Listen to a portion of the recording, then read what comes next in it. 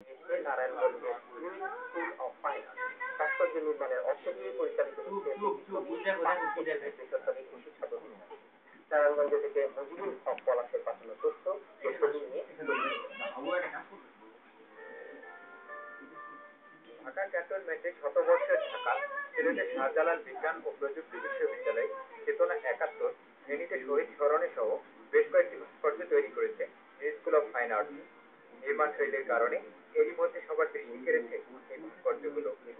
এই ভাস্কর্যগুলো তৈরিতে যারা অংশ নিয়েছে তারা কেউ প্রতিষ্ঠিত ভাস্কর নয়, সবাই শিক্ষানবিশ। এরা কাজ করে স্কুল অব ফাইন আর্টস এর উদ্যোক্তা রিপন খানের তত্ত্বাবধানে। এদের বেশিরভাগই বিভিন্ন স্কুলের শিক্ষার্থী। ভিন্নতা তো এখানে অবশ্যই, যেখানে আমরা কাজ করার সুযোগ পাচ্ছি নিজেদের মতো করে, মানে যেটা কলেজে অথবা একাডেমিক যেসব প্রতিষ্ঠানে আছে সেখানে হয় না। একাডেমিক রুল বা কোনো বাইন্ডিং ওটা থাকে না, যে আমার সিস্টেম এত যে আমি এর ঊর্ধ্বে যেতে পারবো না, আমার ইচ্ছে মতোই আমি কাজ করতে পারবো। প্রাতিষ্ঠানিক শিক্ষার বাইরে ভাস্কর্য তৈরিতে নবীনদের পারদর্শী করে তুলতে ২০০৮ সালে নারায়ণগঞ্জে ভাস্কর নির্ভর খান গড়ে তোলেন ব্যতিক্রমী পাঠ পদ্ধতি এই প্রতিষ্ঠানটি।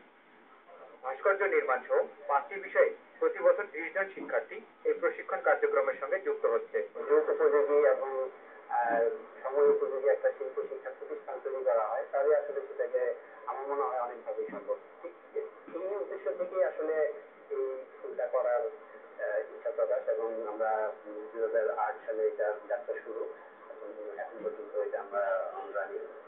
এই প্রতিষ্ঠানটি শিক্ষা কার্যক্রমের বাইরে রয়েছে শিল্পকলা বিষয়ক নিজস্ব রেডিও স্টেশন ও অনলাইন ভিডিও ব্রডকাস্টিং চ্যানেল। দেশি বিদেশি শিক্ষার্থীদের মধ্যে সংযোগ বাড়াতে এই ব্যবস্থা করা হয়েছে বলে জানালেন এই প্রতিষ্ঠানের উদ্যোক্তা মঞ্জুর মোর্শেদ, ইন্ডিপেন্ডেন্ট নিউজ।